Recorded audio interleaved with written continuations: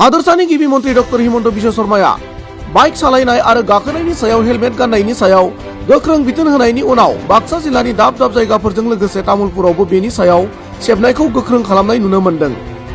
बेबादिनो मंगलबारखालि तामुलपुर महकुमानि सिङाव थानाय दाब दाब जायगायाव बाइक सालायनायाव हेलमेट आरो गारिनि फोरमानलाइफोरखौ तामुलपुर पुलिसा सेबनाय नुनो मोन्दों।